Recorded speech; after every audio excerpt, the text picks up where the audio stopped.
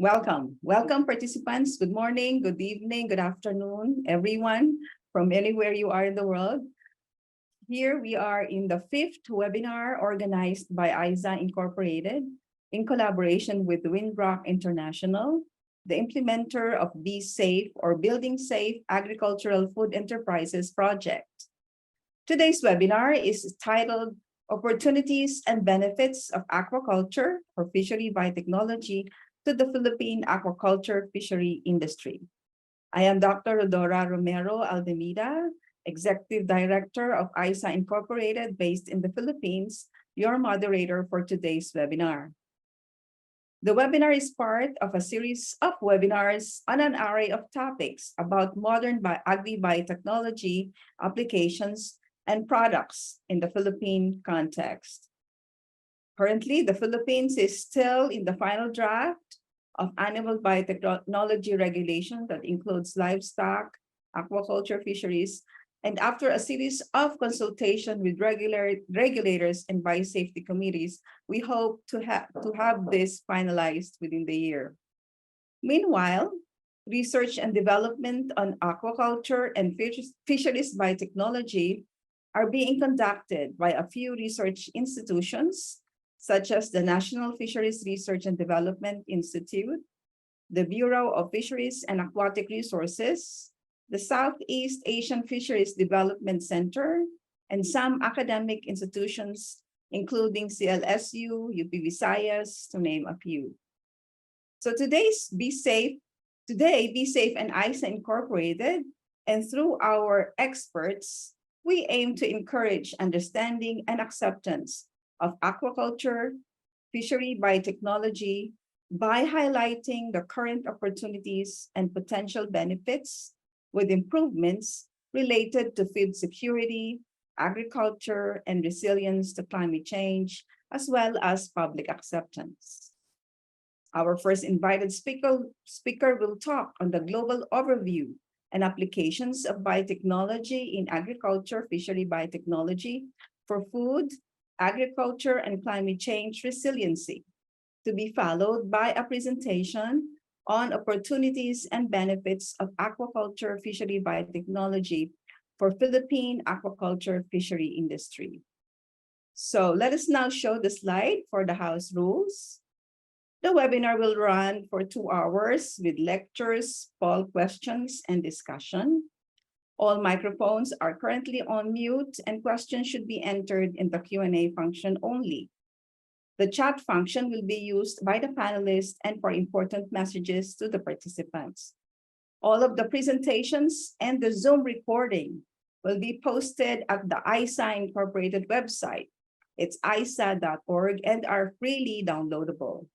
We also invite you to stay till the end of the webinar. Please stay till the end of the webinar and respond to a post-webinar survey, and respondents will be given certificates. Okay, so to formally start the webinar, let me now introduce Dr. Maria Teresa M. Mutia. Dr. Mutia is a Chief Science Research Specialist of NFRDI's Freshwater Fisheries Research and Development Center.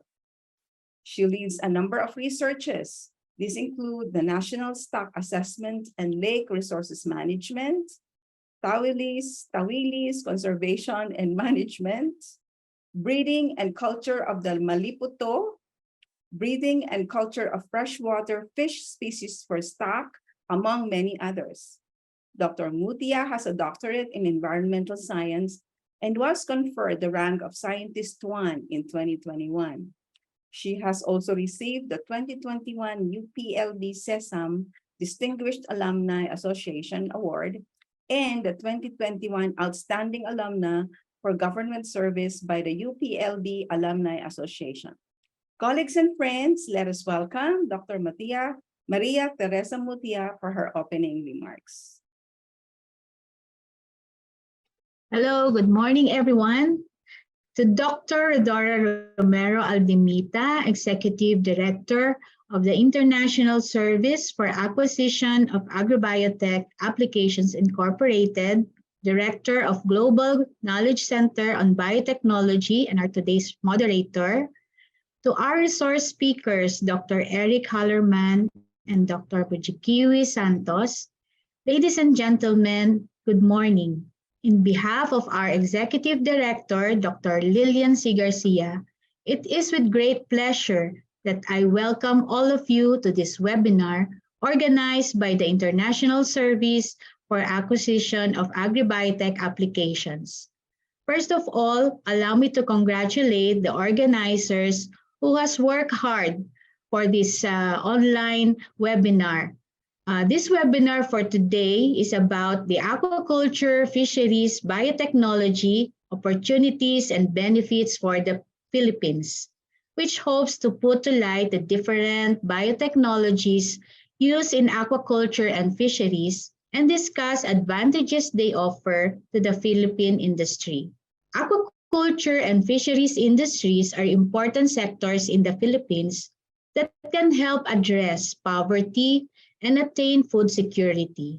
Biotechnology plays a significant role in enhancing productivity and efficiency, and applying biotech techniques in these industries can offer solutions and opportunities that can benefit all. I am grateful to the organizers for initiating this endeavor, as it can serve as a starting point for the wider utilization of biotechnology in aquaculture and fisheries. As Dr. Aldemita mentioned, for the information of everyone, NFRDI is currently developing our own Fisheries Biotechnology Center at the Central Luzon State University compound in Nueva Ecija. Today, we have two esteemed speakers to educate us about the marvels of biotechnology in aquaculture and fishery. Dr. Eric Hallerman from the Virginia Polytechnic Institute and State University in the United States, and the NFRDI's very own Dr. Mudjekeewis Santos, an academician and career scientist of the Philippines. Thank you, Dr. Hallerman and Dr. Santos, for accepting the task of imparting your knowledge and benefit the Philippine fishery industry. Thank you to everyone who joined our online webinar today. Your participation and open-mindedness are greatly appreciated. I am confident that you will take away valuable insights on biotechnology and how it can be applied to our fishery industry. Learn from our speakers and take advantage of the valuable insights and opportunities that will be shared during this webinar. I am looking forward to seeing the development of the Philippine fishery sector assisted by utilization of biotechnology research and techniques. Again, thank you and good morning to everyone. Thank you so much, Dr. Mutia, for Thank those you, ma'am. message. And please say our regards to Dr. Garcia as well. Thank you. I hope Yes, you ma'am. Thank you. and listen to the presentations as well. Okay, so now let's move forward to our the presentations. These are the featured speakers for today, and we're very honored to have two esteemed speakers. One who is our foreign speaker, who is a good friend from 2 years back. We're working on organizing the animal biotechnology workshops for 2 consecutive times already. And he has given us opportunities to partner with Virginia Tech, ISAAA Inc, with Virginia Tech in some website endeavors. So let me introduce Dr. Eric Hallerman. He's a professor in the Department of Fish and Wildlife Conservation at Virginia Tech University in the United States. He has been involved in aquaculture biotechnology for over 40 years, first producing genetically modified fish, later contributing to biotechnology risk assessment and public policy. He has served on advisory panels for the U.S. Department of Agriculture, National Research Council, and several companies. He has helped organize several international workshops on animal biotechnology and related oversight issues. Friends and colleagues, let's welcome Dr. Eric Hallerman. All right. Thank you all. Good morning, good afternoon, or good evening, everybody. I'm pleased to have the opportunity to provide an overview and applications of biotechnology in aquaculture and fisheries for food, agriculture, and climate change resiliency. I anticipate that I'm speaking to a mixed audience of people, some familiar with and some less familiar with the aquaculture sector. So for the latter group that's not familiar, I make the case that aquaculture is important. Aquaculture's contribution to the supply of world fisheries products has grown from 4% of world fisheries production in 1970 to over half today. Hence, aquaculture products are important to human nutrition, especially in developing economies. Globally, aquaculture employs over 20 million people, 85% of them in Asia. Leading aquaculture producers include China, India, Japan, and South Korea in Asia, and Norway and Chile elsewhere. Now, aquaculture is a diverse sector with many species under production. Over 600 cultured species have been identified by FAO, although 15 contribute over 74% of world production, as I show on the right. The most important species are the Chinese and Indian major carps. But overall, the species that are cultured vary from tropical to subpolar species. In warmer waters, species such as Nile tilapia and Pacific white shrimp. In colder waters, leading examples include Atlantic cod and Atlantic salmon. My point in showing this is that the aquaculture sector has many opportunities to achieve climate change resiliency simply by making good choices of suitable species, species that are well adapted to the climate regime that will be faced in any particular world region. But to the point, what can we do to foster genetic improvement within species? Well, there's some scope for selective breeding. And in addition, fishes are excellent systems for gene transfer and genome editing. Well, why is that? Well, fishes have high fecundity. There's protocols for artificial induction of spawning for cultured species. The eggs are relatively large. Fertilization is external and is easily conducted in vitro. Embryonic and larval development occur outside the mother, and egg incubation and larval rearing methods are well established for cultured species. The generation times are as short as 1 year for many species, ranging up to several for some other species, including carps, salmons, and catfishes. And hence, many species have been modified for valued traits. In particular, many cultured fishes have been genome edited for valued traits, including growth and muscle development, reproductive confinement, heightened disease resistance, coloration, and other traits. More on that in just a moment. But there are, of course, other aquaculture species that are not fishes. The scope of world aquaculture also includes mollusks, crustaceans, and seaweeds. And recent work has developed protocols for genome editing of these taxa as well. Well, for mollusks, the technical issue is that the eggs are tiny and that they're broadcast out in the water column, with fertilization occurring in the water column. However, you et al. Have developed CRISPR-Cas9 ribonucleoproteins into Pacific oyster eggs, which represents a procedural breakthrough that will inform future work. For crustaceans, the issue is that fertilization is internal, and the eggs go fairly far along in development while still inside the female. And so transformation of those eggs, addition of new gene sequences or genome editing, is difficult. Well, Gui et al. Applied CRISPR-Cas9 technology to target the chitinase gene of ridgetail white prawn. Well, my point here is that these methods are still under development for shellfish, but we're still well short of being ready for practical application to commercial aquaculture. Now, seaweeds comprise the largest sector of world aquaculture, with many varied species, but I know of no reports of genome editing of seaweeds. Well, let's consider the major breeding goals for aquaculture and how biotechnology, which includes gene transfer and genome editing, might contribute to genetic improvement. The first breeding goal is often enhanced productivity. So let's consider modifications for heightened growth and muscle development. Now, using classical gene transfer, growth hormone genes have been introduced into a number of species, including Nile tilapia, channel catfish, several carps, loach, and many other species. But the leading example is the AquaBounty Aqua Advantage Atlantic salmon. Work done over 30 years ago introduced the Chinook salmon growth hormone gene under the transcriptional regulation of the ocean pout antifreeze polypeptide gene, polypeptide promoter, expression of which leads to rapid growth rate. I would add the production time is roughly halved and feed conversion efficiency is increased by about 10%. The Aqua Bounty salmon has been approved for commercial production in Canada and the United States, and approval is pending in several other countries. The eggs are produced in Canada, and there's a grow-out facility in Indiana in the United States, with a second facility under construction in Ohio. This was the first product of animal biotechnology to be commercialized anywhere in the world.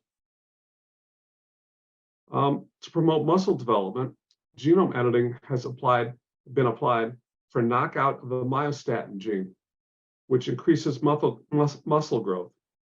Now, this occurs due to a natural mutation in Belgian blue cattle, as well as other cattle breeds and other species.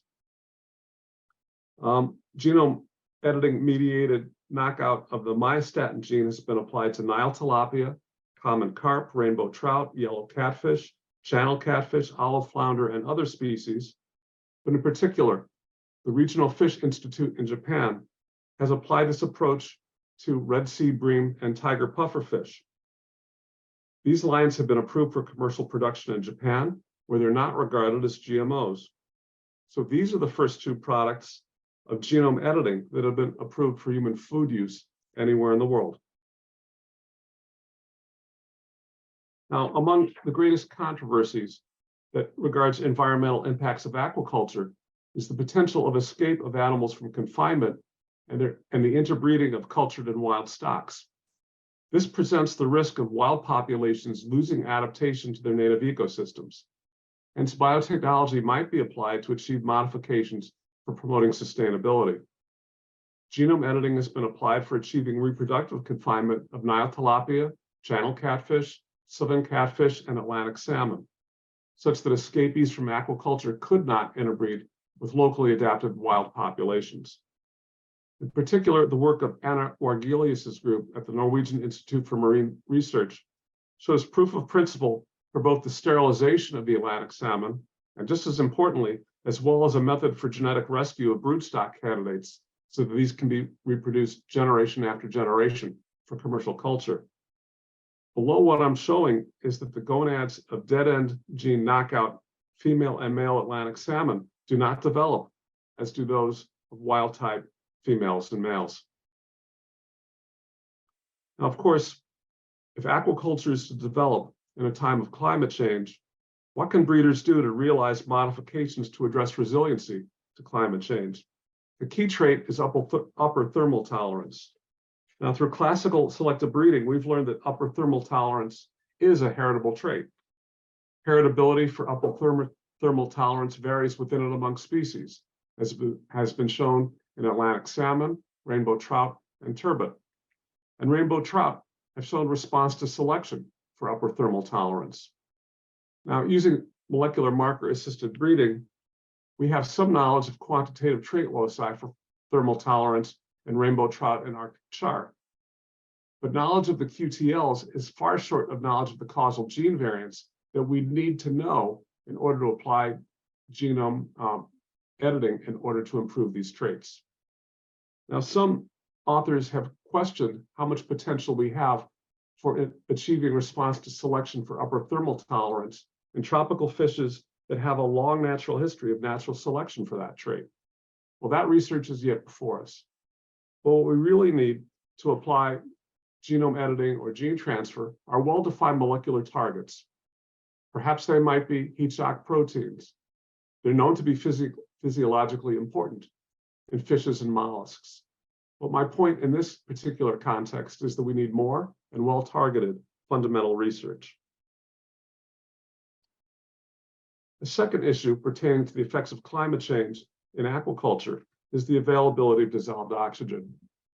Now, terrestrial organisms live in a context where we breathe air that is 20% oxygen. But dissolved oxygen in water reaches saturation in the parts per million range, often about 6 to 10 parts per million. Further, oxygen is less soluble in warm water than in cold water. Now note, before we begin, that hemoglobin of aquatic species, because you're in a low dissolved oxygen context, has a much more critical trade-off between oxygen uptake and delivery than does the hemoglobin of terrestrial species. So the question that I pose is, might we be able to edit hemoglobin of aquatic species to favor oxygen uptake, while also preserving another important issue, especially for fishes that have gas bladders in order to maintain neutral buoyancy? Can we retain the root effect so that they can acidify their bloodstream and thereby secrete oxygen into their gas bladders? My point again here is that we need targeted fundamental research in order to advance using genome editing. Still, in this particular area, I'm thinking that we need greater emphasis on the agri-technical side, using a variety of low-tech approaches to oxygenate culture systems. These systems are already widely used in commercial aquaculture, and there's yet room for further adoption of the straightforward set of proven technologies. Another issue posed by climate change is increased disease challenge. Now, aquaculture stocks are already held at high population densities, which subjects them to physiological or social stress and renders them susceptible to parasites and pathogens. Heightened temperature will increase the susceptibility to disease outbreaks, and loss to disease is already a major threat to aquaculture enterprises. Genetic improvement of disease resistance is already a high breeding priority. It's been approached by classical selective breeding, by marker-assisted selection, and by classical gene transfer. But in addition, several genome editing experiments have addressed improvement of disease resistance in channel catfish, rohu, and grass carp. Let's take grass carp as a case study. Hemorrhagic disease of grass carp is caused by grass carp reovirus, which has many genotypes and leads to huge economic losses. The junctional adhesion molecule A, or JAMA, is a member of the immunoglobulin gene superfamily. Ma et al. Knocked out the JAMA-A gene and evaluated in vitro resistance against various GCRV genotypes in grass carp kidney cells. What they found is that CRISPR-Cas9 effectively knocked out JAMA and reduced infection for 2 different genotypes in grass carp kidney cells. Results also showed that JAMA is necessary for GCRV infection and suggested knockout as an approach for control of the disease. Now, this experiment showed proof of concept, but we need much more experimentation in whole animals and under farming conditions before this approach can be regarded as proven and ready for use in commercial aquaculture. I expect much more effort using genome editing to improve disease-resistant traits in aquaculture species. So let me sum up my thoughts on the role of selective breeding and biotechnology for genetic improvement, offering my predictions. Well, climate change will complicate production in low-tech systems in tropical areas where the resiliency of food production systems is already an issue. Classical and molecular marker-assisted breeding will contribute to production resiliency, as will improved agri-technical practices, including aeration, improved feeding, and better biosecurity. But the real point of my talk is that biotechnology can make unique contributions that classical breeding cannot.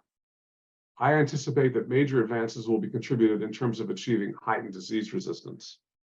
But I'll close up by making a point that for biotechnology to reach its fullest potential in the aquaculture sector, as in agriculture more generally, we'll need more fundamental research into the molecular mechanisms underlying key traits. We'll need development of risk-scaled enabling public policies, and we'll need greater public understanding and acceptance of the products of animal biotechnology. All right, thank you. Thank you very much, Dr. Eric Hallerman. Those are really important, essential information that we need to know about the global scenario and also the challenges. What can we do? And so before we continue on, we'd like to post the 4 poll questions. And please, sorry for that.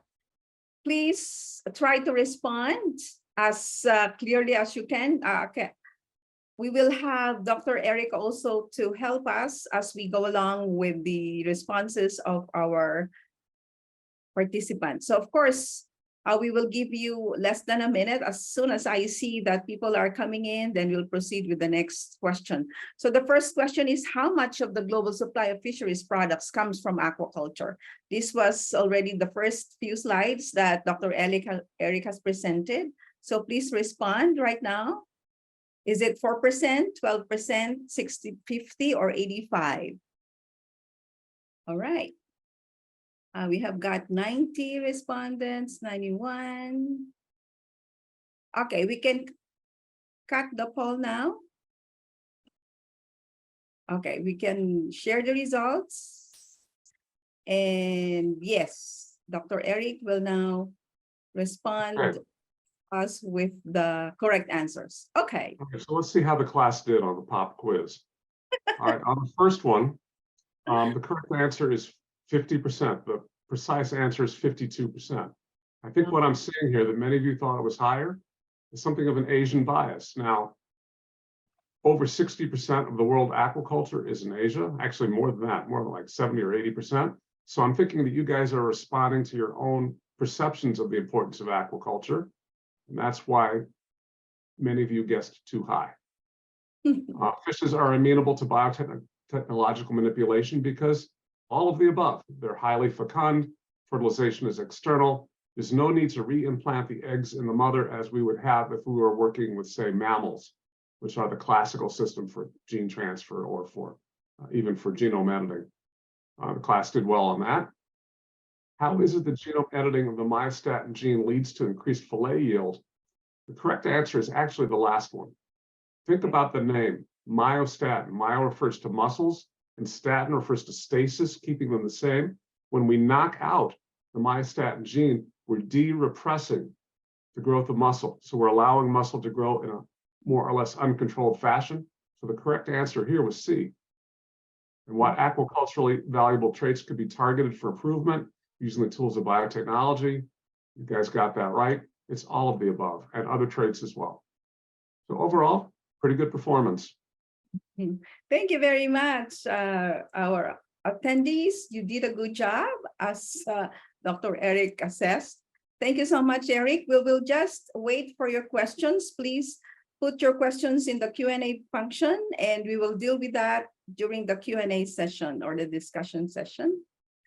Let's give Dr. Eric a big round of applause virtually. Thank you, Eric. Okay, we'll proceed with our next speaker. We're really having a good timing here. Our next speaker is Dr. Mudjekeewis Santos, or we call him Dr. Muji. He is a fisheries scientist and marine biologist, widely recognized for his work on aquatic species genetics assessment and policy studies to support fisheries management and aquaculture for food security, biodiversity conservation, and climate change adaptation. He obtained his bachelor's in biology from UP College Baguio, and then aquatic biosciences master's and PhD in applied marine biosciences from Tokyo University of Marine Science and Technology. He has also authored and co-authored more than 100 publications, mentored a number of BS, MS, and PhD thesis students, and collaborated with several national and international research projects. He is a recipient of numerous awards, too many to mention here. And in recognition of this significant contribution to the advancement of fisheries and management in the country, a marine fish has been named after him. It's called Rhodora Santos by two of the world's leading fish taxonomists in the world. Okay, so let's welcome Dr. Mudjekeewis Santos for his presentation on opportunities and benefits of aquaculture, fishery, biotechnology in the Philippine industry. Welcome, Muji. Thank you very much, Doc Ola, ISAAA. Really happy to be here. Magandang araw po sa lahat. Good day to everyone. I'm really happy to note the excellent presentation of Dr. Eric po. Simply because it was an excellent overview of the applications of biotechnology for aquaculture and fisheries. But aside from that, I think we had the same thinking of where should biotechnology will move forward, as I show in my first slide, where I use as a cover slide this genome edited Red Sea bream from Japan, which is now being on sale. It has been developed and being commercialized as a fish food, right? So in addition to what Doc Ola mentioned, I was also the former chief of the DA Fisheries Biotechnology Center. I also teach at the graduate school of the University of Santo Tomas on advanced genetics and population genetics. I'm also currently the president of the Philippine Society of Biochemistry and Molecular Biology. So lots of molecular biology and biotechnology activities in what I've been doing recently. All right. Now, again, as mentioned by Dr. Eric a while ago, aquaculture and fisheries is really an important component of the food supply. And in the Philippines, it's really very, very important for both for the capture fisheries and the aquaculture. Now, although the culture or aquaculture has surpassed the food production for the capture fisheries, both are still very important to the Philippine economy in terms of food supply. And according to FAO, the application of biotechnology for aquaculture and fisheries includes 4 things: genetic improvements and control of reproduction, biosecurity and disease control, environmental management and bioremediation, and of course, biodiversity conservation and fisheries management. And many of a couple of these themes have been highlighted by Dr. Eric's presentation. Now, specifically for the Philippines, by 2017, we actually already sort of set the roadmap for the fisheries biotechnology for the Philippines. And as you can see, also reflective of the FAO work and also Dr. Eric's presentation, that we're now been doing and concentrating on developing climate resilient, disease resistant products, specifically aquatic species. And to do that, we need to concentrate on a lot of things, like nutrition and food biotechnology, natural product screening, genomic applications and bioinformatics, aquatic biomedicine, and even innovative conservation management, reproductive biotechnology and genetics, and including biotechnology awareness, because we know that there is a challenge on the public perception of the use of biotechnology in the country. So we need to also have those activities. Now, by the year 2021, the Administrative Order 26 has been issued by the Department of Agriculture, where this one provides sort of our overall policy and guidance on how we're going to address and even use biotechnology applications for agriculture and fisheries. And as you can see here, there are 3 biotech centers in the country: the crop biotech center, the livestock, and of course the fisheries biotech center. On the right side, as of now, our chief for the fisheries biotech center is Dr. Cass, also a scientist from the National Fisheries Research and Development Institute. And showing there are some of the staff, the great staff of the FBC.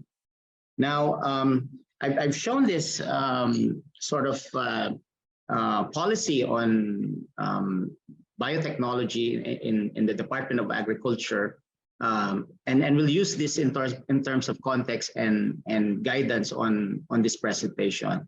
And I'd like to mention, just for having the applying a level field of understanding under this regulation, or under this policy.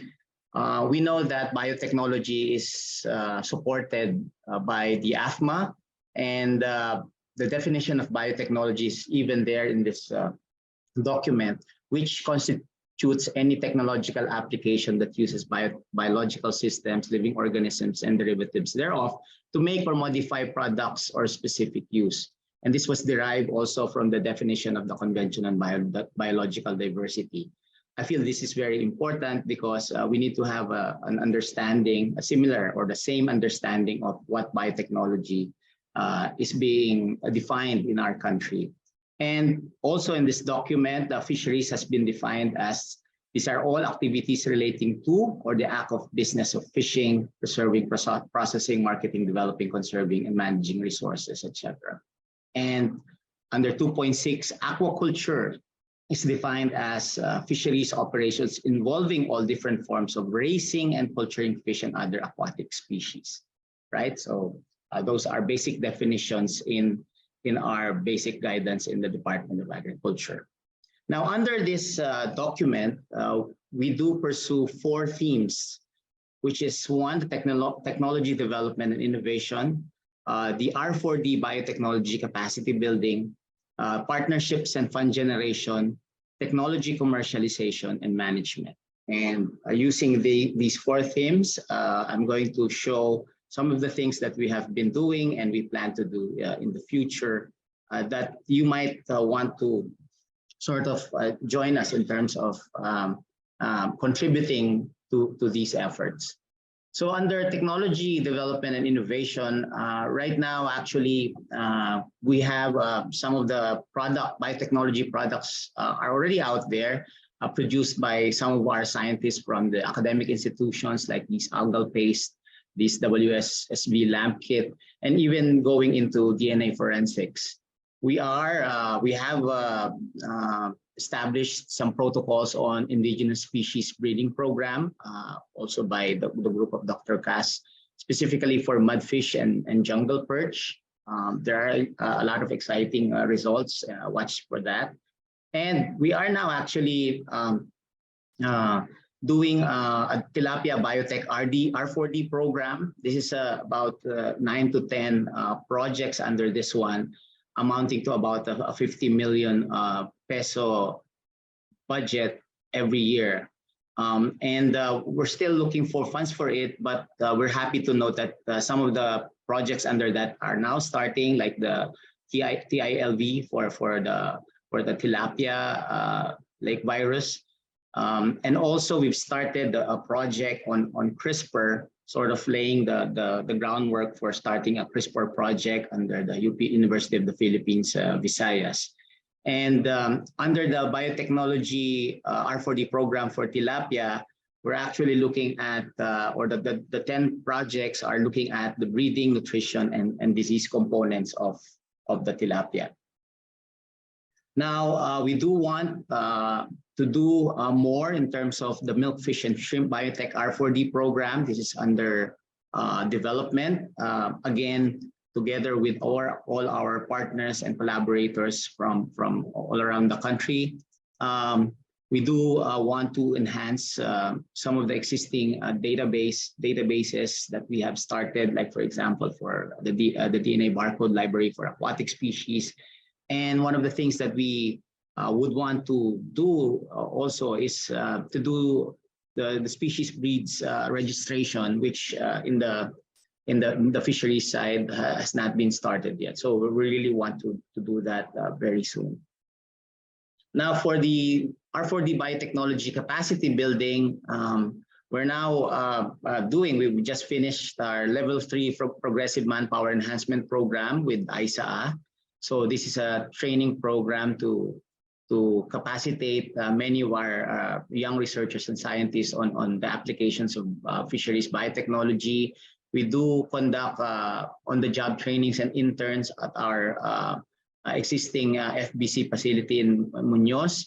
And as mentioned a while ago by Dr. Maris, this is now our plan to build around 300 million peso facility in Nueva Ecija, the FBC facility in Nueva Ecija. The plan is already there, as you can see here. We're just and CLSU has given us a lot to where we're going to put up this facility. We're just now waiting for the budget to come in to start building this beautiful state-of-the-art fisheries biotech facility.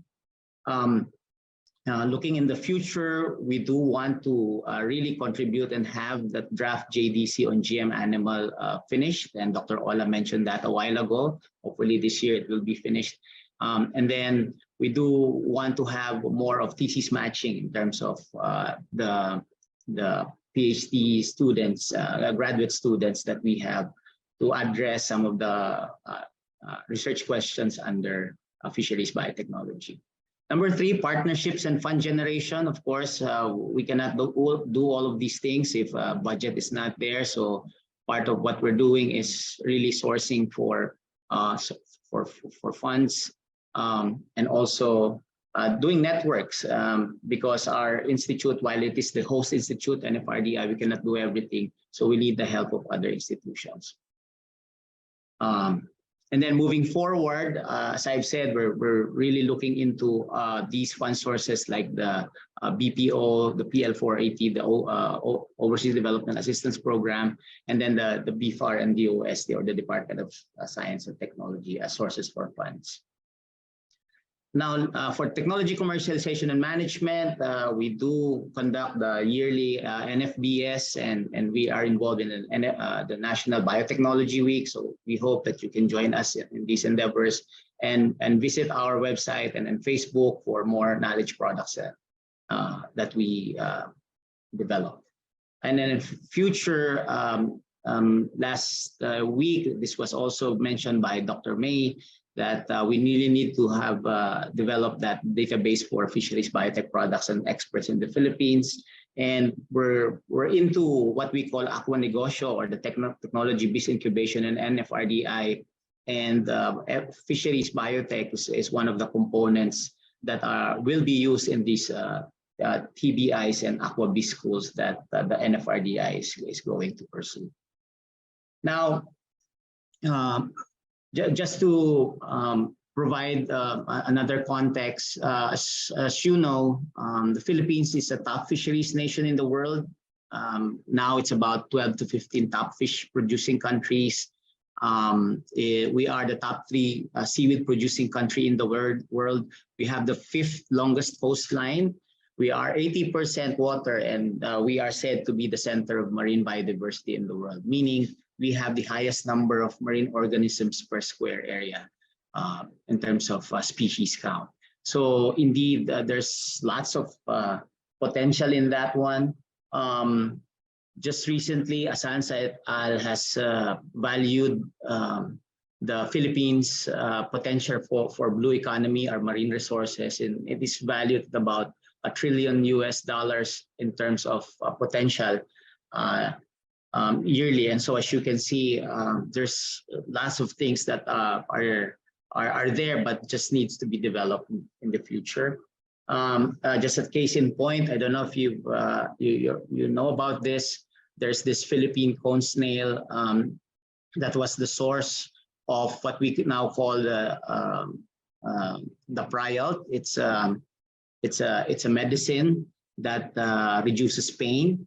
And so it was developed initially by Dr. Lourdes Cruz, our national scientist, and Baldomero Olivera, until it became now a drug, which is about $1 billion industry right now. So just to show you how much potential we have in terms of our marine resources.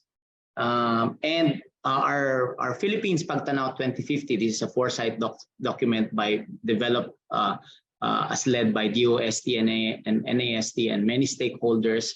We're now seeing the Philippines as focusing on becoming a prosperous archipelagic maritime nation. And as a foresight, we're looking at biotechnology as one of these science and technology enablers for us to achieve this foresight. And lastly, as was mentioned by Dr. Eric also, I think for me, genome editing is one of the things that I think we need to look at, because it will really fast track many of the things that we can do for aquaculture development. Like in this one, the Chinese has already produced a spineless fish through genome editing. And why not for the Philippines? Our top fish is bangus or milkfish. And the only problem is it has so many bones, and with this technology, we might be able to have that in the near future. So with that, again, many thanks for the invitation, Ma'am Ola, ISAAA, and I hope to receive any question. Thank you. Thank you so much, Dr. Muji. Now, to our participants, you saw how the Philippines is gearing up as we develop our own fisheries biotechnology. And we would like to know whether you have really understood what Dr. Muji has presented. So let's put together the poll questions here. Can we show the poll questions? And then we'll have Dr. Muji help us in answering those. Yes, ma'am. All right. For the first question, it's a bit tricky. A lot of them answered true, but it's actually false, because in the official definition and when we do deal with biotechnology, there's no artificial intelligence there as of now. So that's false. And then number two, yeah, this is most of you actually got it. This is correct for the definition of fisheries. And also number three, aquaculture is also true. So a lot of you got that. For the fourth one, again, this is a bit tricky. Some of you got it. It's false, because for the biotech centers, we don't do actually enforcement. We do contribute to developing the policy for regulation, but not really regulating and enforcement. So that's it, Amola. Thank you. But good job, everyone. Yeah. Whether you really listened. And now we would like to feature now the questions. Maybe now ask all the participants to put your questions in the Q&A function. And we have a couple of questions currently, and these are for Dr. Eric, okay? Okay, the first question is, this is for Dr. Hallerman. Is there any effect on health using this biotechnology when consumer eat these fishes, these biotech fishes, as muscle is growing compared to normal wild fishes? Okay, so the issue of food safety has been addressed as biotech has been developed, since the 1990s till now. And so it's been pretty well established what the issues are. The first one is whether any gene that you've modified, if you've introduced a new gene into a product, or if you've knocked something out, does that influence the bioactivity of that product? For example, if you put a growth hormone transgene into Atlantic salmon, would that make your children grow too large or too fast?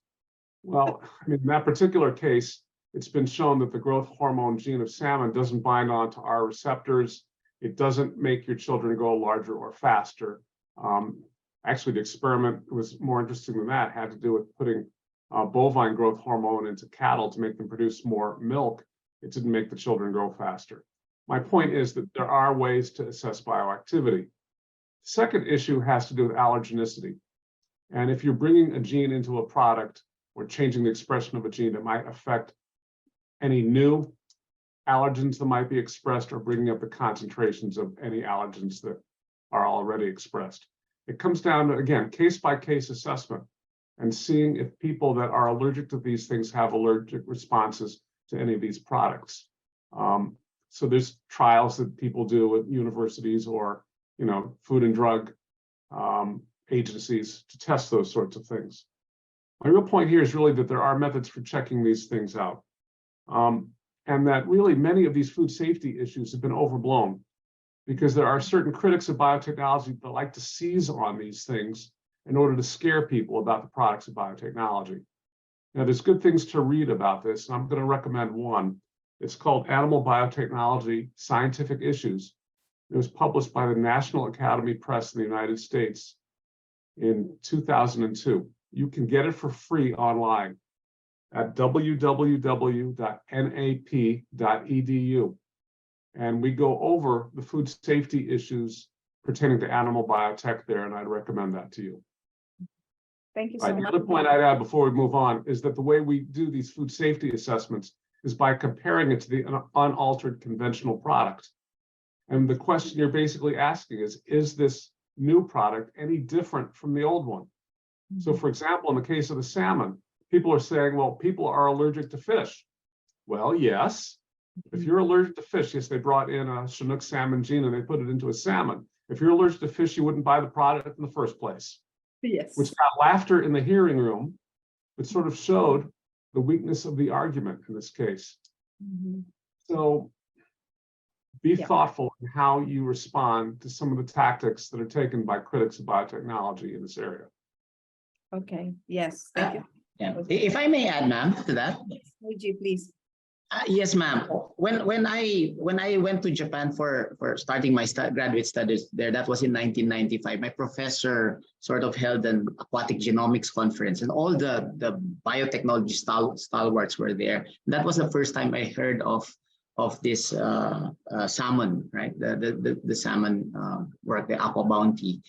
And I think it took them more than 20 years, isn't it, Dr. Eric, to have it approved, because the risk assessment was really very strict.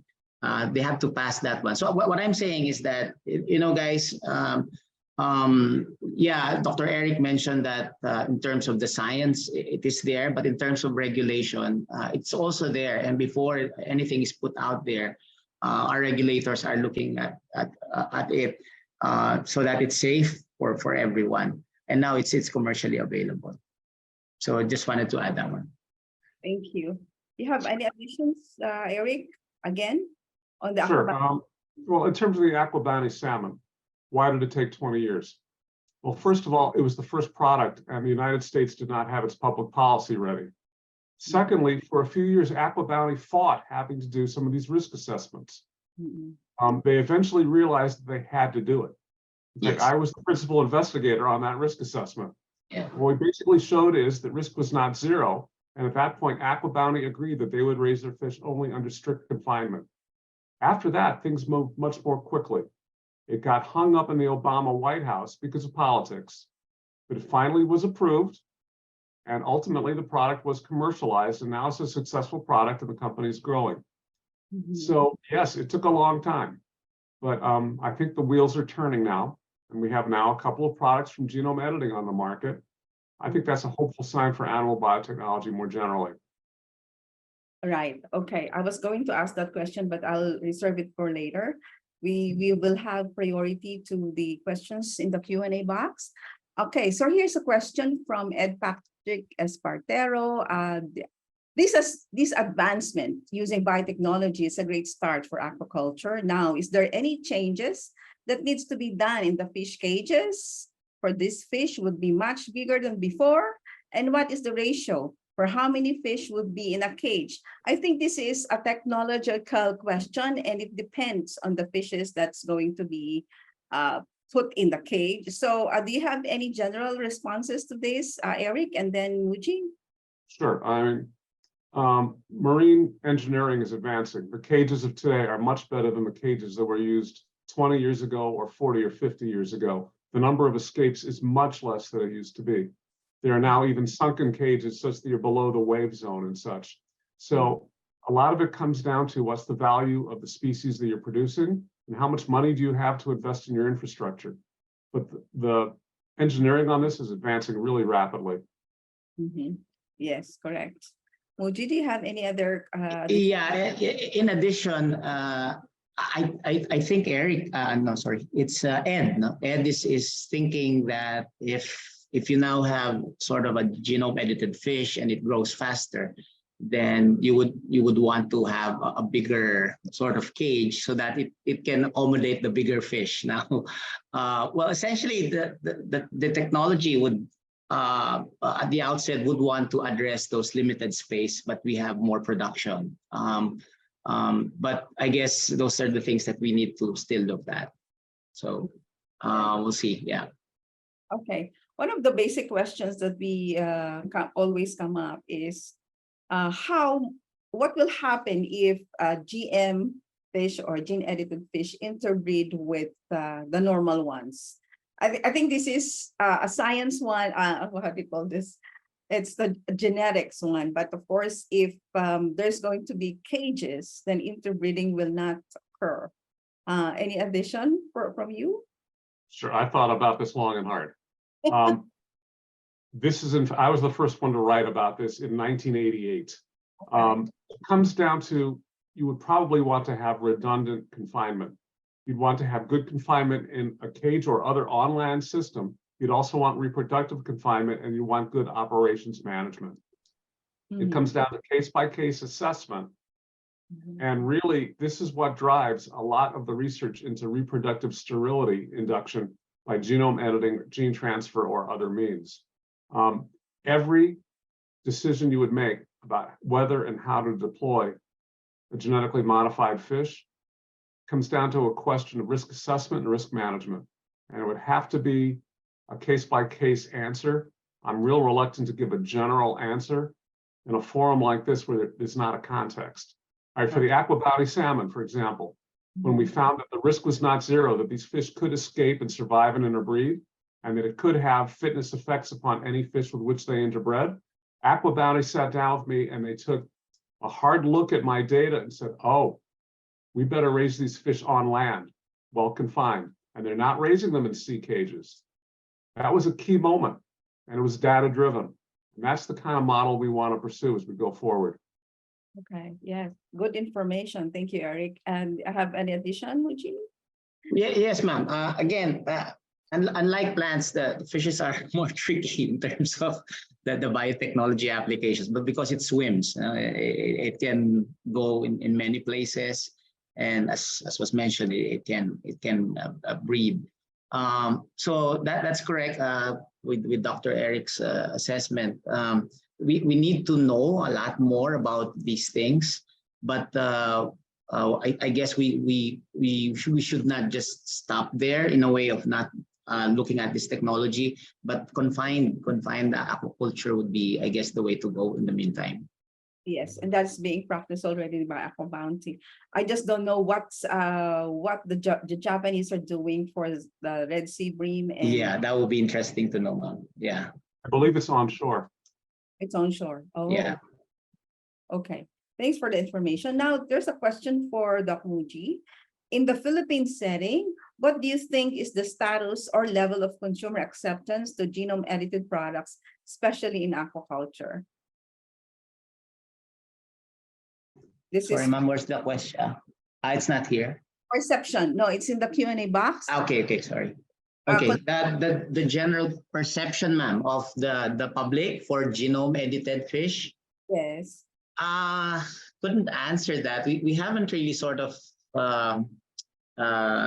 made a poll or a survey in terms of the specific acceptance for genome-edited fish. I guess that would be one of the things that we need to do in the near future.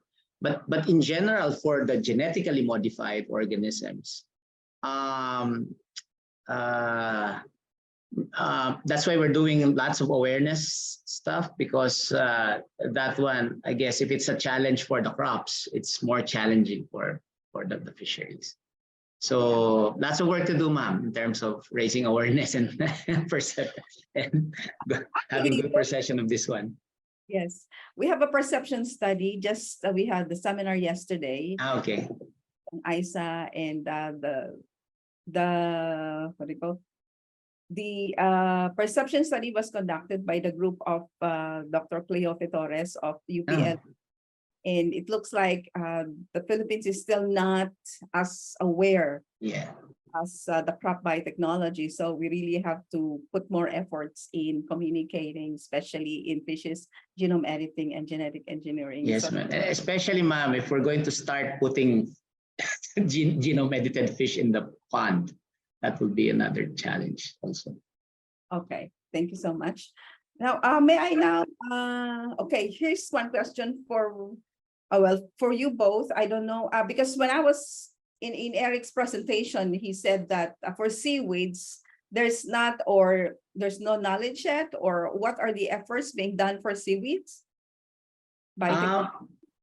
Well, for seaweeds, ma'am, before and even MSI started working on looking at, because the problem with the seaweeds now is generating the sort of the propagules, and that's the mangrove term, but the seeds for the seaweed industry, because right now many of the seeds are coming from the wild, and we need to have a cultured sort of seedlings for the seaweeds. And right now that's the direction. The BFAR started to do that, but just I think a very basic getting seedlings from the wild and propagation in the lab. But we need to have some more biotech related technologies to develop for seaweeds, because we really need those seedlings. Yeah. Yeah. And Let me Eric, follow up on what I said earlier. I said there was no genome editing of seaweeds yet. There has been classical gene transfer, and a lot of it was Yes. aimed at making marine polysaccharides or other very specific products. And so those particular seaweeds would probably be produced in confined culture settings Yes. for industrial products and not for just general human food. Yeah. So I wouldn't be surprised if there weren't people working on this. That's the largest sector of aquaculture. And there's so much money involved in it. I cannot imagine that there are people who are working on it, but they haven't published yet. So I don't know of it. So just keep your eye on that space. I'm sure there'll be. In the Philippines, there's none. The last one that using gene transfer work was Dr. Montaño, but he already retired, and I don't know anyone who's doing seaweed biotechnology work. Yeah. In the country. Yeah, I think we have used up all the questions on the basics, and I think we can move on to the questions on the impact. And one of the questions is that, where is that? Okay. To you both, what could be the current problems that hinder? It's not an impact question yet, but what are the current problems in your assessment that hinder the development of biotechnologies in aquaculture? We know that it's a little bit behind crops and livestock, and Eric already said that we need a lot more basic studies. So what are the other factors you think hinder these developments?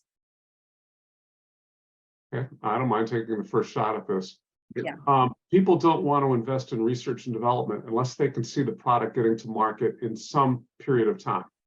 The investors have a timeline of 3 to 6 years often.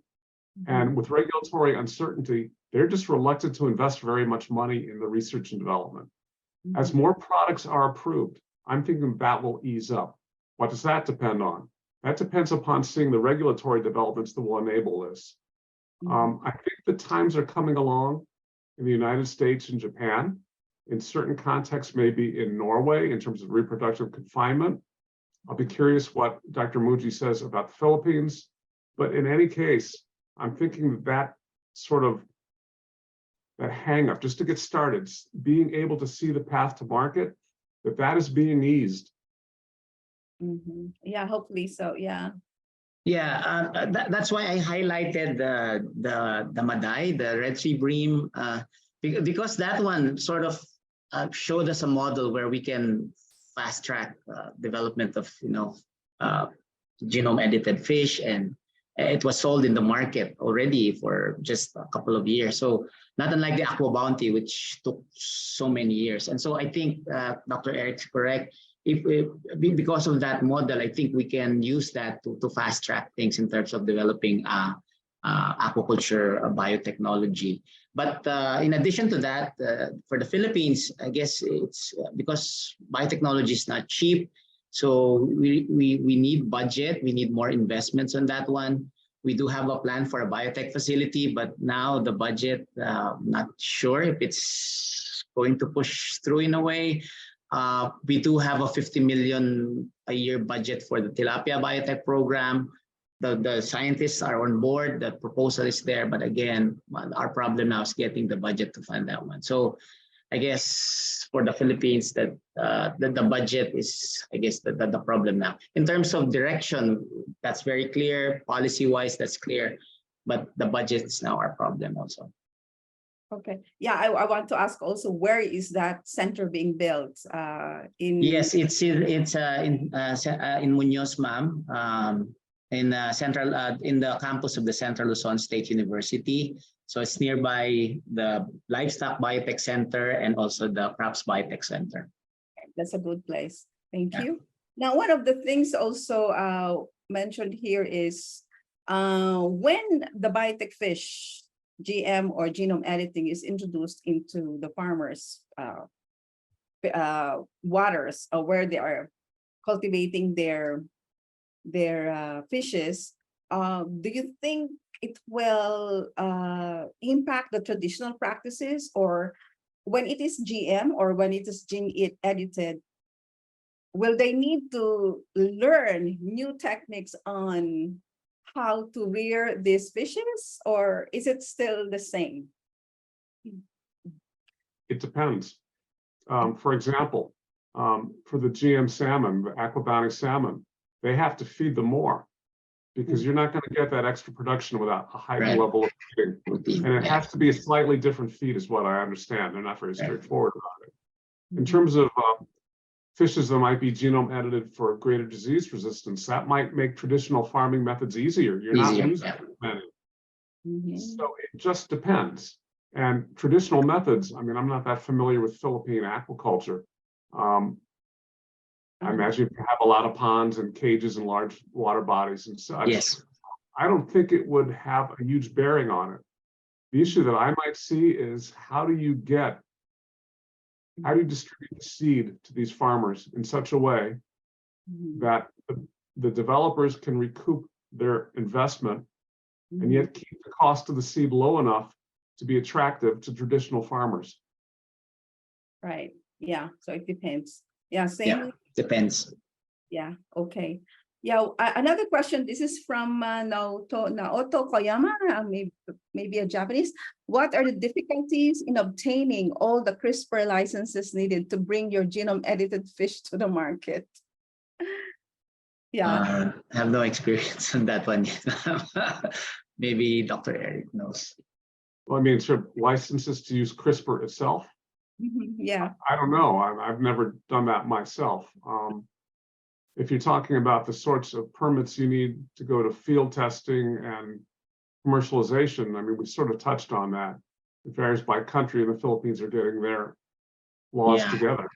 Yeah, In terms of research, I have not heard my colleagues complain about the ability to get the CRISPR licenses. I think the problem comes when you want to go commercial. And I Yeah. just can't speak to it. Right. Okay. yeah, and in the Philippines, we don't have the regulatory framework yet, so we're waiting for the JDC to have guidance on that one. Now, I have a question on acceptance. Oh, here's one. How can acceptance and adoption of GMOs in the fisheries sector be improved in the Philippines in terms of public awareness and understanding of GMOs, considering benefits and risks? So where's that question is how? How do we promote acceptance in the Philippines? Muji. Well, this webinar is one thing. I hope we do a lot of webinars. As I mentioned, a big part of our program under the Department of Agriculture is we have this component on advocacy and awareness. We do produce a lot of knowledge products, whether it's t-shirts or national fisheries biotechnology seminars that we conduct regularly. And also training, a lot of training activities for young students, for example, on this biotechnology. And even we're even partnering, ma'am, with like societies, like even PSBMB now has a project with BPO, funded by BPO, orienting and capacity building high school teachers about biotechnology. So there's lots of stuff going on. I guess we just have to do more. Yeah. And then for Dr. Eric, this is the question that I was reserving. When we see, Muji can also provide your insights. We see the acceptance of Aqua Bounty, even if it has been more than 25 years before it got to commercialization. And genome edited, you see how fast it was accepted. and in Japan, where we know that it's very difficult to cultivate even biotech crops. So do you think everything will ease up from this point on? We know how we have a lot of biotech or GM or genome edited fishes and some other organisms, aquaculture that will be that are in the pipeline and will be ready for commercialization. Do you think things will ease up? And I know it depends on the regulation of each of the countries, but I feel that it's going to be easier from here on. I don't know. What's your take on that? My take on it is a lot of it has to do with the particular technology that was used. The aquabounty fish, they brought in a gene from outside the species. Yeah. Okay. And people perceived that, and this was, when genetic engineering was a new thing, and people were suspicious of it. Yeah. If you remember, there was a lot of resistance to GM crops as well. Yeah. Well, at least in the United States, we've had GM crops in the food supply since 1996. I teach college students. They've never known a time when there wasn't GM foodstuffs on the market. They're not very concerned about it. All right, but the contrast here is when you have genome editing, you're not adding anything. You may be silencing a gene, you may be changing one nucleotide. That doesn't seem to have the same scare factor as bringing in a gene from outside. And especially if it's a modification that already occurs in that species, like the Belgian blue cattle, that mutation exists. You're just introgressing this change into your production line. Well, people are like, well, if there's no difference, then there's no concern. And so it's a different perception. And so I think it will be better accepted. I think that a new generation is more willing to try these products. And if they like the products, if the price is good, or if there's some consumer benefit, yes, the fish has nicer, thicker fillets, or it has enhanced nutrition or something like that, the market will accept it readily. Yeah. Okay. Yes, I agree with you. And Yeah. Yes. Yes, ma'am. Personally, that's why I'm highlighting the gene edited fish in my presentation, because I feel it will jumpstart things as compared to the GM track before. And with that example of the Japan Maday fish, again, that will help in terms of the acceptance. And also, I think, ma'am, I guess at least in the Philippines, definition of the gene-edited fish, whether it's GMO or not, would really come a long way. I guess for us, we haven't really sort of defined that one. And I think that we need to do that, because if it's not a GM, then it helps again in terms of jumpstarting acceptance. Yeah, thank you.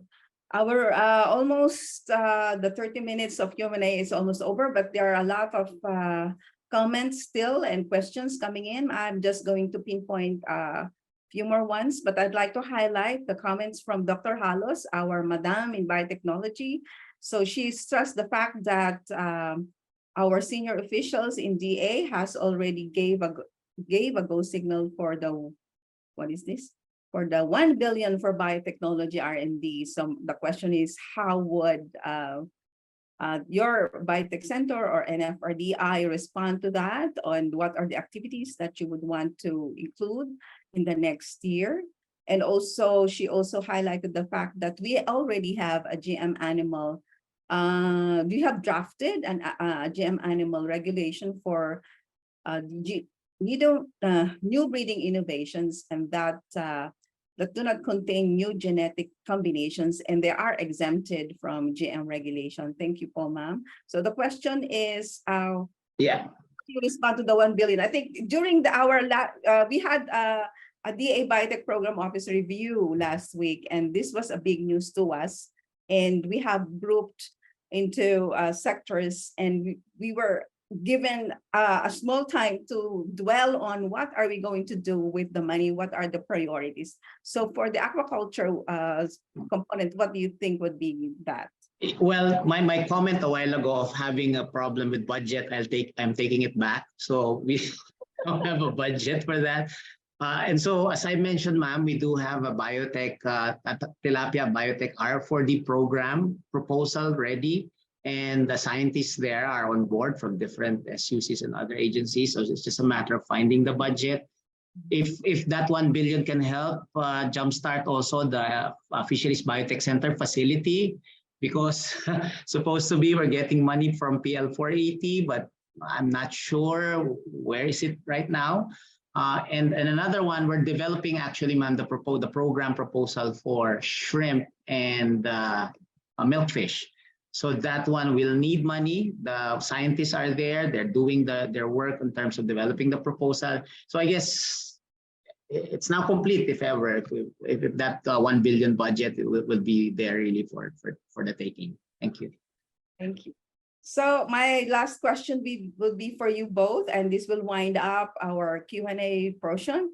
This will be, may we know what would be your last key messages? How would you motivate the Filipino people? Eric, you have seen what we are, how we are in terms of aquaculture biotech, and what would be your recommendations to improve it, and so on and so forth. And then Muji, I know that you're open to partnerships and you can call out for partnering, and what are the other initiatives we know about capacity building and all that. So we'd like to hear from you. So those will be your last messages. Thank you. Okay. So I was very impressed that the way you're approaching biotechnology in the Philippines is very broad. You had a broad definition that included some things that go beyond gene transfer and genome editing. That's appropriate.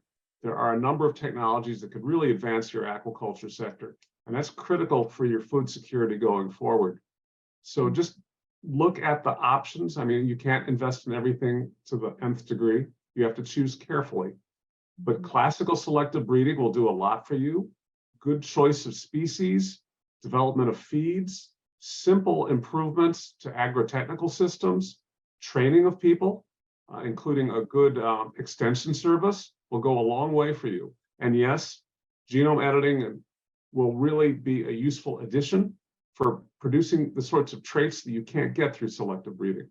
That's my message that I leave you with. Thank you, Eric.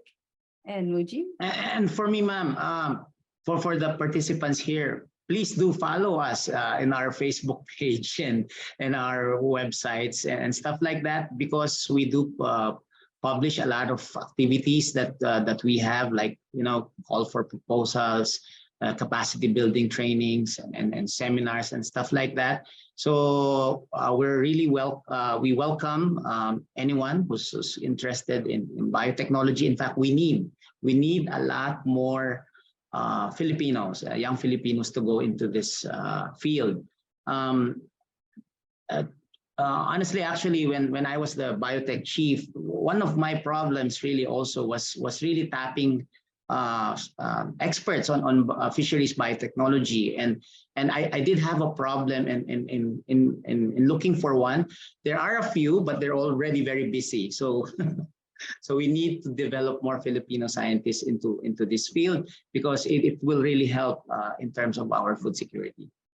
Okay, with that, we'd like to give a big virtual round of applause to our speakers today. And well, WeWide just posted recordings and materials in the chat box. Recordings and materials of this website will be available in 1 to 2 days. Please visit the ISAAA website. And thank you for joining us, the participants. And before we go to the closing remarks, I would like to post the post-webinar survey. And please respond to this, because this will be your ticket to a certificate. And also, we want to hear from you, what you think of the webinar and the topic, and what else you would want to learn from us. And so with that, thank you very much again. I hope you stay a little bit more. And I'd like to introduce our Chief of Party of Be Safe project under the USDA Food for Progress program, Dr. Ramon Clarete of the Winrock International. He is a professor and former dean of the University of the Philippines School of Economics. He teaches and does research in agriculture, economics, and international trade. He has provided policy advice and managed technical assistance programs of USAID Philippines, held many posts as USAID Senior Trade Advisor, engaged with Asian Development Bank, assessed trade facilitation and transport, and chaired the advisory board of the Asian Ball Index, among many others. Friends and colleagues, let's welcome Dr. Ramon Clarete for his closing comments. Sir, you have the floor. There you go. Thank you, sir. Okay. Good morning, and I think it's approaching noon now. It's really a very exciting to hear this discussion about these applications of GM animals on agriculture, particularly on this time fisheries. So let me introduce what we do here at the Be Safe Project. What is the Be Safe Project? Well, it is a project of the U.S. Department of Agriculture, and it is under the Food for Progress program of the U.S. Department of Agriculture. It's a technical assistance given to the Department of Agriculture, as well as the Department of Health through the Food and Drugs Administration. So among the many activities that we have conducted, we have been supporting this information, education, and communication activities to disseminate information about developments in modern biotechnology and how that can help improve our chances in addressing problems on food security, problems on food price inflation, and all those kind of problems that we are going through these days. How we use technology to overcome some of our problems. Of course, this technology cannot be used until we have the regulations approved by the government. So we are all waiting until these regulations will be released and approved by these several departments, five department secretaries for GM animals, as well as the implementing circulars implementing such order of the 5 secretaries on regarding gene editing on animals. So we're still a few months maybe away from that particular result. In the meantime, we have worked with ISAAA, a very experienced organization in disseminating information to the general public about the technology in a way that is easily understood by lay person or persons who are not really experts in this area. Yes, we have been working with ISAAA since last year in several webinars, such as on revisions of the GM plants circular of the 5 department secretaries, as well also the 5 and also the plant breeding innovations that have been released. We also had similar webinar on the new technologies such as the golden rice and the GM eggplants. So it's that series. And just before this, we had one generally about animal GMOs and regulations about animal GMOs. And then we had also just specific for the livestock sector. And finally, this one here on fisheries and aquatic resources. So For now, we have completed our plans on disseminating information about GM biotechnology to the public, our plan with ISAAA. We still have another webinar with ISAAA, this time on the Planned Biotech Industry Development Act. And there's such a bill that is being drafted right now by a committee at the Department of Agriculture. And hopefully, maybe in the third quarter of this year, it can be presented to our legislators for their consideration, because we want to institutionalize biotechnology here in the Philippines and get that activity supported, not just by the public sector, but also by the private sector. So with that, I'm so very thankful for our two experts. One, Professor